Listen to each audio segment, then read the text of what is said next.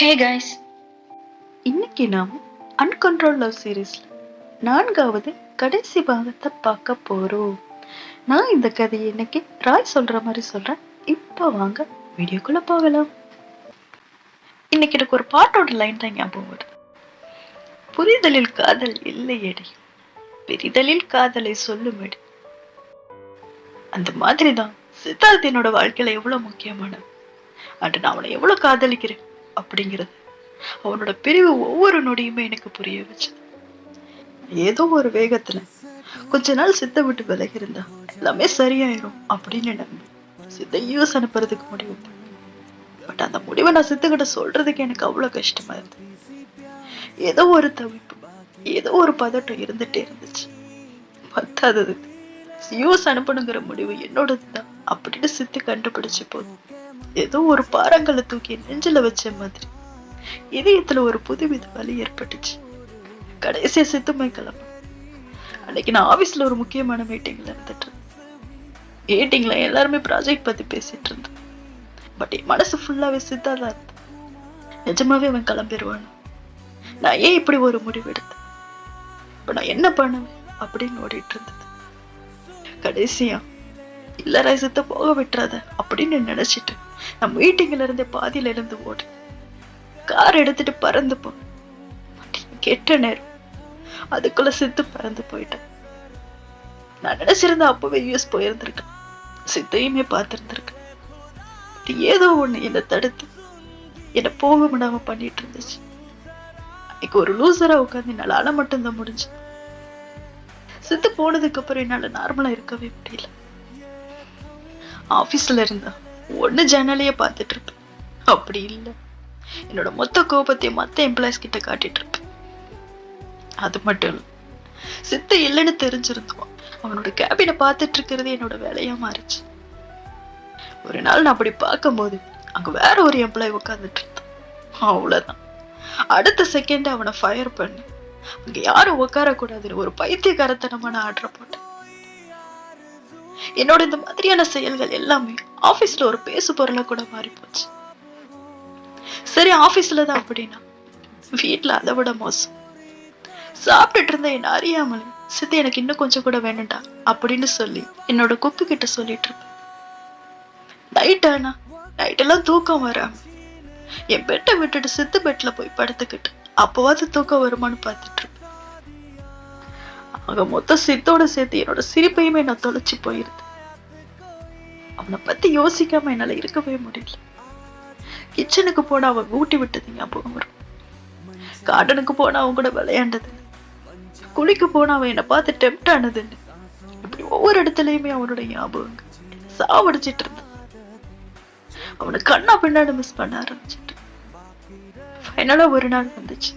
அன்னைக்கு secretary sir, இந்த ப்ராஜெக்ட்ல உங்களோட சைன் இல்லை அப்படின்னு நின்னுட்டு வாங்கி பார்த்து நான் அதுலயுமே சித்தோட பேரை எழுதி வச்சிருந்தேன். எனக்கு புரிஞ்சிருச்சு, நான் சித்த மிஸ் மட்டும் பண்ணல, நான் அவனை காதலிக்கிறேன்னு புரிஞ்சது. ஜேனை பிரேக்கப் பண்ண முடிவு பண்ண. அப்ப ஜி, ஏன் நான் இப்படி பண்றேன், என்னாச்சு, நான் என்ன தப்பு பண்ணேன், எதுனால சொல்ல நான் என்ன மாத்திக்கிறேன் அப்படின்னு ஃபீல் பண்ணி பேசிட்டு இருந்தேன். பட் என்னால அவளுக்கு எந்த பதிலுமே சொல்ல முடியல. நான் அமைதியாவே இருந்தேன். அப்ப என்ன ஒரு கார் கிராஸ் பண்ணி போச்சு. அந்த கார்ல சித்து இருந்த மாதிரி இருந்தது. அவ்வளவுதான், காரை படு வேகமா ஓட்டிட்டு போய் அந்த காரை மடக்கி இறங்கி ஓட போய் சித்து சித்து காரோட ஜன்னலை தட்டு. பட் அது சித்து வேற ஏதோ ஒரு பொண்ணு சித்து மாதிரி ஹேர் ஸ்டைல் வச்சிருந்தான். என்ன பைத்திய மாதிரி பார்த்துட்டு என்னடா பண்ற, சேஸ் பண்ணி விளையாடுறியா அப்படின்னு கேட்டு திட்ட ஆரம்பிச்சு. அப்ப ஜேன் ஓடி வந்து இல்ல மன்னிச்சிருங்க, அவர் யாரும் நினைச்சிட்டாரு அப்படின்னு சொல்லி அனுப்பி வச்சுட்டு, இதெல்லாம் சித்தார்த்தாலதான் நடக்குது இல்ல, இப்ப இந்த அடிப்பை ஆணுக்காகவே என்ன பிரேக்கப் பண்ற, நீ வருத்தப்படுவர, உன்னை வருத்தப்பட வைப்பு அப்படின்னு கோபமா சொல்லிட்டு போ. அப்ப நான் முடிவு பண்ணேன், சித்து இல்லாத வாழ்க்கை எனக்கு எதுவுமே இல்லைன்னு முடிவு பண்ணேன். நான் யூஎஸ் கிளம்ப ரெடியாட்டேன். பட் அப்பதான் எனக்கு ஒரு விஷயம் தெரிய வந்துச்சு. நான் இவ்வளவு நேரம் சித்து நியூயார்க்ல படிச்சிட்டு இருக்கான்னு நினைச்சிட்டு, பட் அவன் யூனிவர்சிட்டிக்கே போகலன்னு தெரிஞ்சு நான் சித்துக்கு உடனே வீடியோ கால் பண்ணேன். But Sidhu voice call attend பண்ணி, மாஸ்டர் நான் லைப்ரரியில இருக்கேன், எங்க வீடியோ கால் அலோடு இல்லைன்னு சொன்னான். புழுகு முட்டை போய் சொல்றியாடா அப்படின்னு நினைச்சிட்டேன். நான் ஏர்போர்ட்ல தான் இருக்கேன், ஸோ நீ என்ன பிக் பண்ண வருவலடா அப்படின்னு கேட்டேன். அப்ப சித்து அது மாஸ்டர் அப்படின்னு இழுத்தான். அப்ப நான், எல்லானையும் எனக்கு தெரியும்டா, என்ன இப்படி பண்ண, நான் ஆல்மோஸ்ட் உன்னை பார்க்க கிளம்பிட்டேன் தெரியுமா, நான் ரொம்ப மிஸ் பண்றேன்டா அப்படின்னு சொன்னேன். அப்ப சித்து மன்னிச்சிருங்க மாஸ்டர் அப்படின்னு சொன்னான்.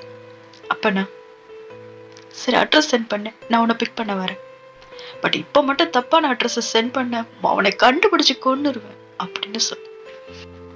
அப்ப சித்துமே அட்ரஸ் சென்ட் பண்ணான். சோ நான் அவனை பார்க்க ஆர்வமா கிளம்பினேன். அவன் வீட்டுக்கும் போய் அவன் வீட்டு கதவை தட்டினேன். பட் சித்துக்கு பதிலா வேற ஒரு தடியன் வந்து கதவை திறந்தான். நான் சித்துன்னு கேட்டேன். அப்படி யாரும் இங்க இல்லைன்னு டக்குன்னு கதவை க்ளோஸ் பண்ண பார்த்தேன். பட் எனக்கு என்னவோ அன்னைக்கு டவுட்டா இருந்தது. சோ நான் கதவை தள்ளிட்டு உள்ள போனேன். நான் பார்த்த விஷயம் என் வாழ்நாள் முழுக்க நான் மறக்க முடியாது. நான் நினைச்சு கூட பார்க்க விரும்பாத ஒண்ணா இருந்து, சித்த 3 தடி மாடுகள் சேர்ந்து அடிச்சு அவனை ரேப் பண்ண ட்ரை பண்ணிட்டு இருந்தானு பார்த்ததும் அவ்வளவுதான் நான் வெறுப்படிச்ச மாதிரி கத்திட்டு 3 பேர் மூஞ்சியும் பேத்தெடுத்து வெறி அடங்குறவரை அடிச்சு நொறுக்கணும். அப்புறம் மெல்ல செத்துக்கிட்டப்ப அவன் முகம் எல்லாமே காயமா இருந்தது, மயக்கத்துல இருந்து அதை என்னால பார்க்க கூட முடியல. என் கையெல்லாம் நடுங்க ஆரம்பிச்சு.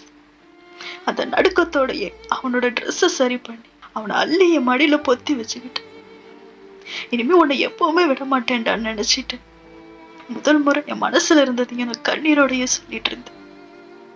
நான் வந்துட்டேன்டா, ஒரு ஆய் வந்துட்டேன், உனக்கு ஒண்ணும் ஆகல சித்து, நீ பயப்படாத சித்து, என்னை மன்னிச்சிரு சித்து, நான் உன்னை பாதுகாக்க தவறிட்டு நான் உன்னை அனுப்பியிருக்கவே கூடாதுல்ல, உன்னை அனுப்பியிருக்கவே கூடாது, இனி நான் உன்னை எங்கேயுமே அனுப்ப மாட்டேன்டா, எப்பவுமே நான் என் கூடவே வச்சு பேசிட்டு, நீ என் கூட தாண்டா இருக்கணும், நீ எனக்கு மட்டும்தான்டா சொந்தம், எப்பவுமே எனக்கு மட்டும்தான் சொந்தம் அப்படின்னு சொல்லி அவனை கட்டி பிடிச்சு அழுது. என் காதல முழுச சொல்ல எனக்கு தைரியம் இல்லைனாலும் சித்த இல்லாத வாழ்க்கை எனக்கு எதுவுமே இல்லைன்னு நான் முடிவு பண்ணி அவனை என் வீட்டுக்கு நான் தூக்கிட்டு போனேன். இதோட அன்கண்ட்ரோல் லவ் சீசன் 1 முடியுது. இதுல 2வது சீசனுமே இருக்கு. அநேகமா இந்நேரம் அதையும் நீங்க பார்த்திருப்பீங்கன்னு நினைக்கிறேன். இருந்தாலும் நான் அதை பத்தி பேசணும்னு நினைச்சீங்கன்னா கமெண்ட்ல மென்ஷன் பண்ணுங்க, சீக்கிரமே அதையும் பார்த்துடலாம். Thank you so much for watching guys. மீண்டும் ஒரு நல்ல பயணத்தில் சந்திக்கலாம். இது ஜோதாவின் திரை தேடிய பயணம். தேங்க்யூ.